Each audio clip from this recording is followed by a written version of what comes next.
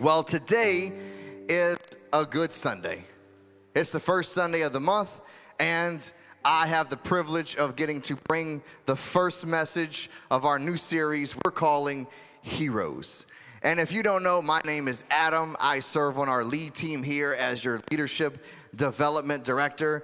And I'm just so excited to get to speak to you today. I don't often get to speak, but when I do, I like to have fun. I like to enjoy it. But I wouldn't be able to do this without Pastor Chad and Pastor Amy giving me the opportunity to speak. And at Life.church, we're a culture of honor, and I want to honor our pastors for the opportunity to get to speak today. So, like I said, we're jumping into our new series we're calling Heroes, and I want to ask you, when I say the word hero, what is it that you think about? What do you think about when I say the word heroes? Is it secret billionaires with cool gadgets? Is it magic hammers? Or maybe some shields? Is it fancy rings? Are you Marvel or DC or both? It's hard to say. But in this day and age, I feel like that's probably what we're thinking about when we hear the word hero. But what about our everyday heroes? What about our active military and veterans? What about our firemen, our police officers, our EMS people, our doctors, our nurses, our utility workers, our essential personnel? Maybe it's a parent or a grandparent or a cousin or an uncle or a family member of some sorts. Those are the real heroes. Those are the ones that we're thankful for.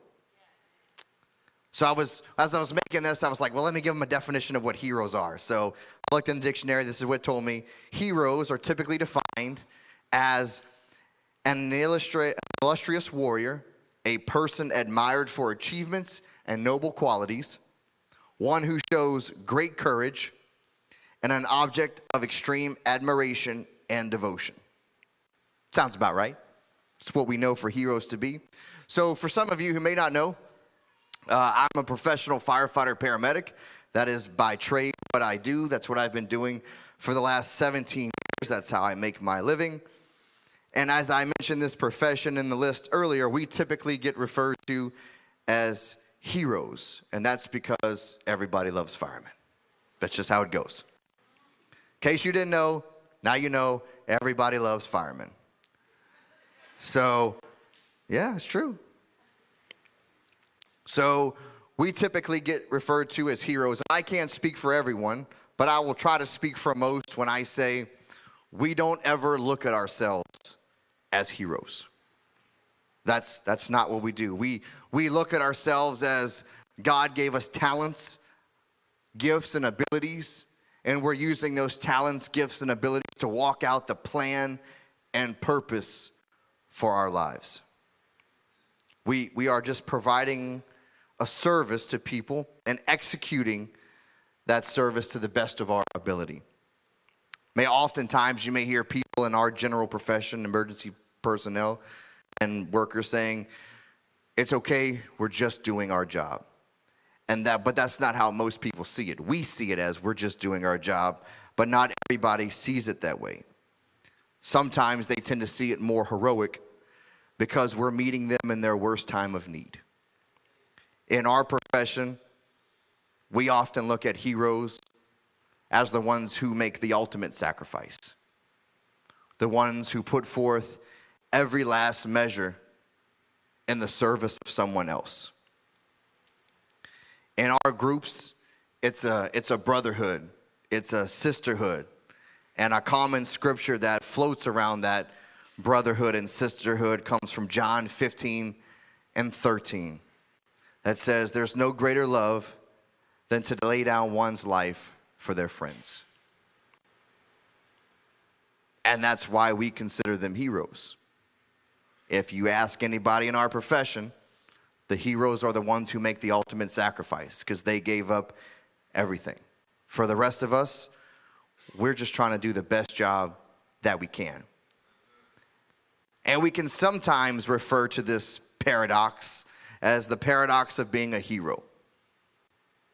A paradox is a seemingly absurd or self-contradictory statement or proposition that when investigated or explained may prove to be well-founded or true.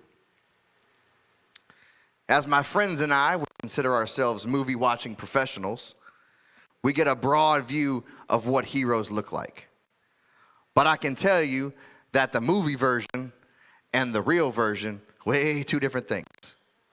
In fact, one of the things we tell our recruits in the Recruit Academy is this job is not like the movies. It is not all glamorous. It is not sunshines. It's not rainbows. It's not unicorns. It's exciting, but it ain't like the movies. And in the same way, that's how we see our heroes. Our movies, our TVs, our social media tend to show them in a certain light when actuality is so much different. In my experience, heroes tend to go through trials. They go through tribulations. They go through rejection. They go through hatred. They go through suffrage and even possibly death to accomplish the mission and vision set forth within them. And you get exposed to things like this, these events that people should never see. They should never see these things. And you have this increased frequency that you get to see these things. So what I want to do today is I want to give you 5 things that are a paradox of a hero. And then what we're going to do is not only we're going to talk about these 5 things, but then we're going to look at maybe some heroes from the Bible that we can relate to or correlate to. So the first thing is heroes think different. Heroes think different. So let's start with the obvious. Those that we consider to be heroes definitely think different. They don't really think like everybody else does. They do the total opposite of what you think they should be doing.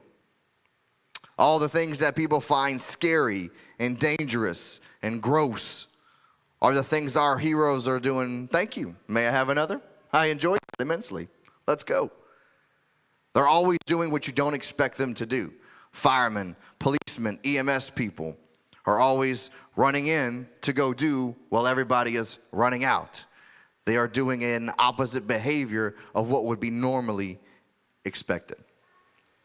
See, heroes have next level thinking. They're always thinking of the bigger picture. Heroes tend to see themselves the way that God sees them, fearfully and wonderfully made. They know who they are, and they know what their purpose in life is, and they know what God has planned for them. They see it, they believe in it, and they put trust and faith in it. Romans 9:25 through 26 and 30 says, I call nobodies and make them somebodies. I'll call all the unloved and make them be loved. And the place where they yelled out, you're nobody, they're calling you God's living children. All those people who didn't seem interested in what God was doing actually embraced what he was doing as he straightened out their lives. They helped to call out the God-given potential in the lives of others. They encourage, they lift up, they motivate, they help others to see what God sees in them, even when they don't. So, for example, if we look at the story of David, we can see that people thought he was a nobody because he was small, he was left at home to tend the sheep while his brothers were away, but he knew that God had a different plan and purpose for him. He wasn't falling into the mindset of what others were thinking about him or what the world was thinking about him, but he was thinking differently. David saw himself the way God sees him, which is a paradox to how the world described him. Romans 12:2 says, don't copy the behaviors and customs of this world, but let God transform you into a new person by changing the way you think. You will learn to know God's will for you, which is good, pleasing, and perfect. So we have to adjust our thinking. We need to begin to see ourselves the way that God sees us. We need to change our perspective. And not only do we need to change the way we think, because heroes think differently, but heroes, number 2, are prayer warriors. Heroes believe in the power of prayer. Heroes believe that God is still going to answer their prayers even in the midst of their greatest pain. Heroes understand that God is the waymaker, that he is the provider, that they can't do it themselves. And no matter what they're going through, God still hears and God still answers prayers. Heroes are prayer warriors that understand that when it comes to answering prayers, God answers prayers on his time and not our time. And so often we become impatient with our prayers. It's like those commercials you see on TV. It's my money and I want it now. And that's how we are with our prayers. It's my prayer, God, and I want it now. Let's go. And we become impatient, and we want them now, not later. But God gives us what we need when he feels that we need it. Oftentimes, in the few times I get to speak, I've told the story of my wife being sick. And she got progressively worse over time, and we kept praying for healing and praying for recovery. And while my wife was not so high believing it was going to happen, I tried to stay strong and be that faith warrior for her, because somebody's got to be the rock in the situation. Everybody can't be falling apart. So we did, and we prayed, and God in his fancy little numbers, 7 years is what it took for it to happen. So it's about staying faithful to it and not giving up on your prayers, and understand that even though you don't understand why, God has a purpose for it. God has a plan for it. And then now, here we go, fast forward, and we're doing very much better. But 7 years is a long time to try to keep the faith going, to try to keep it up, to feel like not giving up, because we tend to get that way sometimes. Ephesians 3:20 says, God can do anything. Far more than you can ever imagine or guess or request in your wildest dreams. He does it by working within us. His Spirit deeply and gently within us. And when we're talking about prayer warriors, one of the people I thought about in making this message was Elijah. And when you read 1 Kings, you hear all about Elijah. If you've never read 1 Kings, you should. It's awesome. But we're talking about Elijah, and he was with the widow. And he was spending some time there, and the son had died.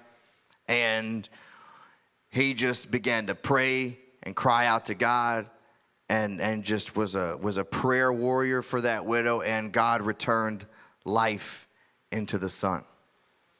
And then remember, at this point, there's a drought going on, and it's time for the drought to end. So Elijah is now on top of Mount Carmel, and he is beginning to pray. And I'm not talking like little prayers.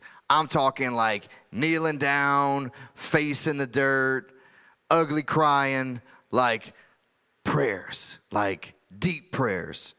And at this point, while he's praying, he's sending in servant to go back and forth to the sea. And then next thing you know, a cloud arises. And as it approaches, it becomes bigger and bigger and bigger and bigger and larger. And next thing you know, super rainstorm, drought's over. But it goes to show you the power of prayer.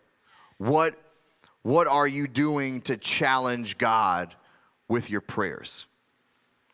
Because none of your prayers are going to be too big for God. So what are you doing to challenge God with your prayers?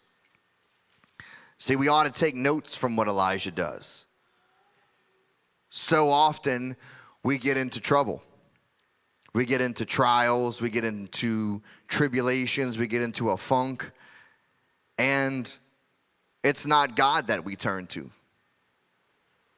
We try to do it ourselves, because how many times do we struggle with giving up control? Or we become angry, or we become frustrated as to why we're in this situation. But we need to be like our heroes. We need to think differently, because we're in this for a reason. God has a plan and purpose, and you're in this for a reason.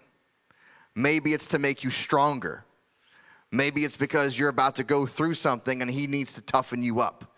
He needs to polish a few things. He needs to refine us a little better. He needs to prepare us for what we're about to go through. And when we surrender ourselves through prayer to him, then we can rely on him. We begin to rely on him, and he makes the way versus what we're trying to do. So, in a way, God's always testing us to some extent. He's testing us. He's seeing if we're prepared to go through what we're ready to go through. We're not always ready to go through it, but sometimes he's ready. Pastor Chad, many moons ago, had a guest speaker come in, and it was a counselor, and then he was like, hey, you guys are on team. Why don't you get your little counseling session in for free? Ha-ha, here we go. So I explained to the lady, like, you know, it's a test. It's always a test. God's always testing us. He's just making us stronger, making us better. Everything's a test. And she was like, everything's not a test. I'm like, no, it's a test. She's like, we need more sessions. You got some things we need to fix. But it is. He's always testing us, but sometimes it's good, sometimes it's bad, but it's always for a purpose. It's to make us better. It's to prepare us for what we're going to go through, the seasons of life that we're going to face, because more times than not, God knows it's coming. He already knows, but we don't. And we're not expecting it, and then when it happens, how do we respond? How do we negotiate our way through it? So it's by bringing our prayers to him, to realize that we can't do it all. We need his help, and that we got to surrender ourselves, and we got to begin to pray. And if we look at Matthew 7:7, it says, keep on asking, and you will receive what you ask for. Keep on seeking, and you will find. Keep on knocking, and the door will open to you. So keep it up there for a second, please. Think about what it says. We don't often look at scriptures and think about what they say, but think about what they say. If you look, one of the common themes you see is what? Keep on. Keep on. What does keep on mean? That means it's not going to be given to you right away. It's not this immediate, like, microwave return. You're not going to get it right back quickly. It is a continuous thing. We have to keep on asking. We have to keep on seeking.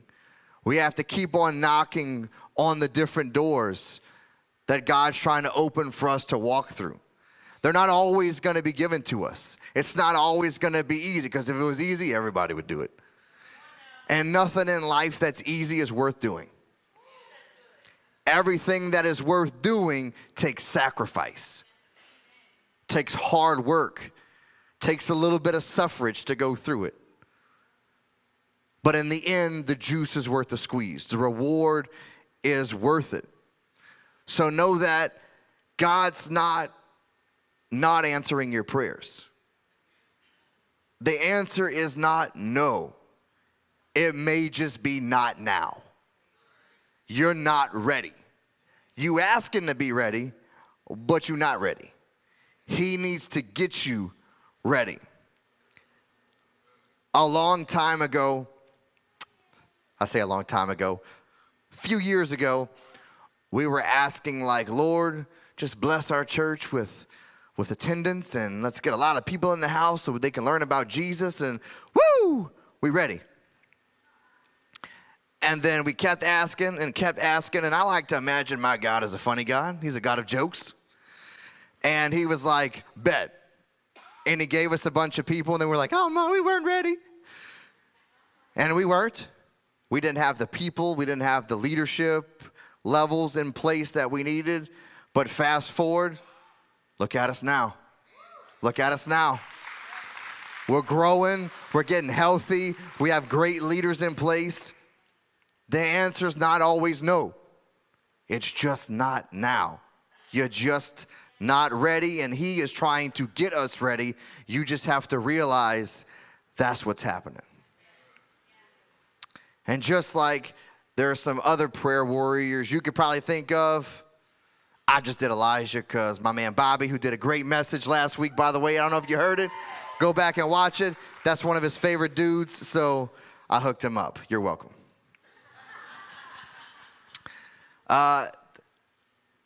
Number 3, heroes want miracles. Heroes believe in miracles. They pray for the miracle of being the miracle for someone else.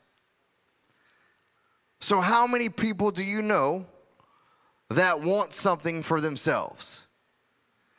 And how many people do you know that not only want something for themselves, but they want something for themselves to be something for someone else?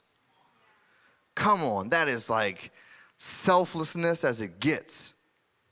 And this continues our paradox, the thought of asking God to be a miracle for someone else. The one thing I believe we can all agree on is heroes are selfless. They rarely care about themselves, and they focus on a life of servitude to others. We are often called public servants because we are here to serve someone else. Some of you know, I love to watch movies. Movies are my thing. And what we're talking about right here reminds me of the movie Hacksaw Ridge. If you haven't seen a great movie, go watch it later. But what we're talking about here is based on the true story of the Medal of Honor recipient Desmond Doss. His job in the military was a medic. And in the movie, he is left on top of the ridge. It's dark. They've just been attacked. Some of his friends did not make it. He's tired. He's exhausted. And he feels lost, which is sometimes where we're at. We feel lost. We don't know where to go. And he begins to pray for God to give him a sign. Give me a sign of what to do. And he hears somebody call out for help. So he goes, he begins to help certain people and get them down off the ridge. And through tired and exhaustion, he continues the phrase, Lord, help me to save one more. Lord, just let me save one more.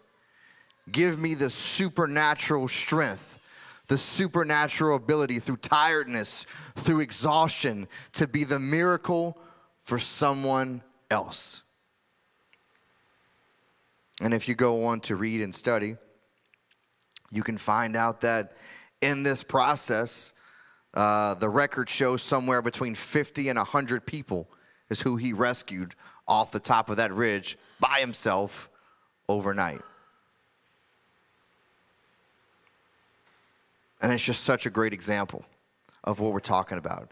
Instead of praying to God and asking God to save him, he was more focused on how he can save others. He's asking to be a miracle, to be of service. 1 Chronicles 4:10 says that your hand would be with me, and that you would keep me from evil, and that I may not cause pain. I may not cause pain. When I want to be the miracle for someone else, I want to do no harm. I want to help them. I want to better their situation. I don't want to cause any harm. So heroes want miracles. Number 4, heroes are faith walkers. Heroes are faith walkers. 2 Corinthians 5:7 says, for we walk by faith and not by sight. Heroes stay in faith to see God do it anyway, even when others say, there's no way. I often mess with my girls all the time because I can. I'm the dad, that's how that works. And mostly to my youngest because she's my troublemaker. We're always getting to talking, and I tell her, if at first you don't succeed, give up and stop trying. It's enough. And while I'm messing with her and she knows that it's a joke, that kind of tends to be the generation that we live in right now. I tell my youngest daughter all the time, you got a lot of quit in you. You got a lot of quit. And I see that because when things don't work out the way they want, or they're not going the way they think they should go, or the outcome's not going to be what they think it should be, they give up. They stop. It's the mindset of, it's too hard. It's never going to work. Why do we keep trying? Again, I said it before, if it was easy, everybody would do it. You have to go through some things. They're young, they're learning. But if we always knew the outcome, we wouldn't rely on faith. There are times that it's only God who's going to make the way. See, faith takes patience. And we talked about us not being patient people earlier. But faith takes patience, and we tend not to be patient people. And remember, faith, like prayer, we have to keep at it. It doesn't stop. And we often forget that. Galatians 6:9-10 says, so let's not get tired of doing what is good. At just the right time, we will reap a harvest of blessing, so don't give up. Therefore, whenever we have the opportunity, we should do good to everyone, especially those in the family of faith. When we talk about heroes, we talk about that never give up attitude, never out of the fight, never quit. For your military people, the only easy day was yesterday. Why? Because it's already gone. It's only going to get harder. Faith walkers. I was making this message, and I wanted to have fun with it because I was on sabbatical and I didn't have nothing else to do. So I was like, oh, we're going to write a message because I knew I was speaking today, and I got my daughter to help me write this message. So I wrote most of it, and I was like, I want you to pick the heroes that we're going to talk about. So all the heroes that we talked about today from the Bible, you can thank her. She put them all together. I was like, your choice, and I will make it happen, Captain. So when we talked about faith and how our heroes are faith walkers and what are going to be some examples of that, she gave me Shadrach, Meshach, and Abednego. And Cliff Notes, they were in the company of King Nebuchadnezzar, and he was making them do all kinds of stuff. You're going to worship me, blah, blah, blah, blah. They were like, no, we worship God, but thank you for asking. And he was like, no, y'all are going to worship me, or I'm going to throw you in a furnace and make you crispy critters.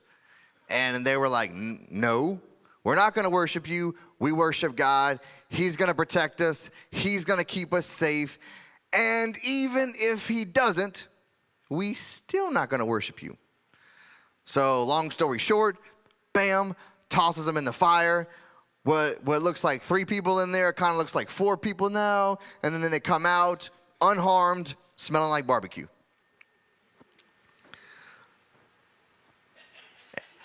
That's right. They said God was going to protect them and that he was going to keep them safe.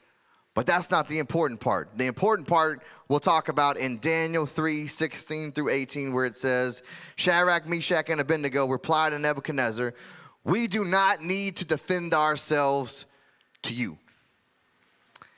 If we are thrown into your blazing furnace, the God whom we serve is going to save us. He's going to rescue us from your power. But even if he doesn't, we want you to know, your majesty. I want to imagine it was like some sarcasm, some sass on it. You know, your majesty. That we will never serve your gods or worship the statues that you have set up. And what I feel from that when I read that in Daniel is just a boldness. It is just, you feel the boldness of their faith. That boldness that just sticks out. They're like, go ahead, toss us in, see what happens.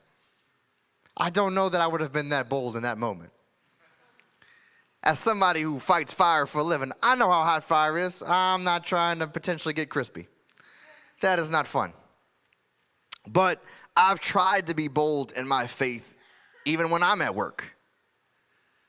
And that God would keep me safe, as my wife would hope he would. But even if he didn't, I'm ready. I'm ready. I know where I'm going. I've lived a good life as far as I know. But I can tell you that it works. I have been in several close calls, as I would call them. And there have been plenty of times where my spidey senses were tingling.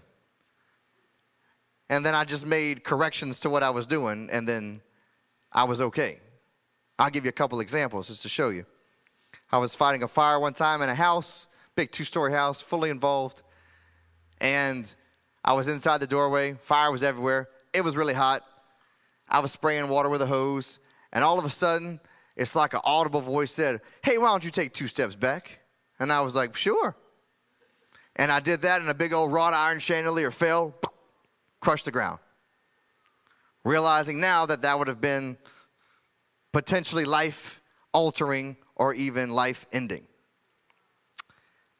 Several years ago, we were involved in a motor vehicle accident in which we damaged a vehicle, and then we hurt some people, and we were unharmed. And we weren't even seatbelted in. We weren't even dressed. We were getting dressed. I got blown up in a trailer. That was not fun. It's really not fun. But I can tell you these are all close calls. But because I was faithful for what I do, because I put my faith forward, because I try to be as much of a prayer warrior as possible, God was able to keep me safe because of my faith. And just as my faith has kept me safe, I can bet that each and every one of you probably has a story of what God did for you in your faith, where you stuck with it and made your way through it. You maybe weren't 100% sure of the outcome, but you knew what was going to happen. You pushed through when somebody would say, there's no way. And when the outcome looked bleak, and with patience, which is the hardest part, we talked about that, God made a way. God made a way. And whatever that way was for you, he made a way. Because heroes don't give up. Heroes don't quit. They keep trying. They give everything they have because they believe in something more than themselves. They believe it for a higher reason. And lastly, heroes honor 360. Heroes honor the past while remaining ferociously loyal to the future. Psalm 71:18 says, "Now that I am old and gray, do not abandon me. Let me proclaim your power to this new generation, your mighty miracles to all who come after me." So an honor, a great example of honor can be found in the book of Esther. In the book of Esther, we find Mordecai and Esther are being told to bow down and worship Haman. And they refuse, saying they will only worship God, though it was at the risk of losing all of their people. They were then honoring to the king, to which they spoke to him, informing him of the plan, and to which Haman was removed from power. And because they honored the king, they honored Mordecai, and he received his position of what Haman was. And then because Mordecai and Esther showed honor within each other, they were able to save all the Jewish people. They honored up, they honored down, and they honored all around. We don't just do it because it sounds cool and it's a catchy saying. We do it because it's biblical. It's what God tells us to do, to give honor and to show honor. If you were to go into your Bible app and search honor, it would populate a bunch of scriptures. But the importance is those scriptures reference honor in a way that is 360. It gives you scriptures where you honor God. It talks about scriptures where you honor each other. And then it gives you scriptures of honoring those that you lead. Those that you're helping, that you're mentoring, that you're coaching, that you're help moving along in their faith journey. And I know what you're probably thinking. You're probably thinking, Adam, wow, that was lovely. But I don't see how this applies to what we're talking about with the paradox of a hero. Well, I'm so glad you were thinking that, because I'm going to tell you. When I say heroes honor 360, I mean they honor 360. But they also honor 360 no matter what. No matter how poorly they're being treated, no matter how they're being disrespected, made fun of, ostracized, they hold honor high. And that is the difference. Most people would get angry. Most people would get offended or become super defensive. But as we said earlier, heroes think differently. They behave differently. They understand that they cannot control people's reactions to what is being said. They can only control how they say it and the manner in which they present it, because they hold honor in a high regard. So what does all this mean? All this that we've discussed today about heroes, about our everyday heroes. It's simple. It's easy. I made it simple for you. I tried. You ready? Everybody holding on to your chairs? It's going to be crazy. Here it comes. Woohoo! It could be you. See, it doesn't take a comic book person or someone with a specific job title. It just takes you. It's a level of boldness to step up and step out, to think a little differently, to become more of that prayer warrior and ask God how you can help someone else, and be prepared to walk that out in faith regardless what that answer is. Because you know sometimes we're like, God, and then he gives you the answer, you're like, give me another one. Yeah, no, you got to be prepared to walk that out and be honorable and show honor when you do it. Everything that we have talked about over the last few minutes are all things you are capable of doing. God has given you knowledge, skills, talents, abilities, provisions in your life, people in your life to be able to do it all. It's all part of his plan and purpose. You just have to activate it. God's not going to force you to do any of this, but believe me, he's going to give you the opportunity to take advantage of it. And as everyone stands all over the house, my hope for you today is this message encourages you. That you realize that you were made for more. That you can do all things through God who strengthens you. So be bold and not scared. That God's got you and will surround you with the right people to help carry you along the journey.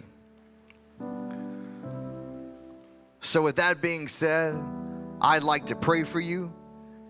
And we're going to go into a time of worship, and feel free to worship however you want. At your seat, you can come up to the front. However you like to do it.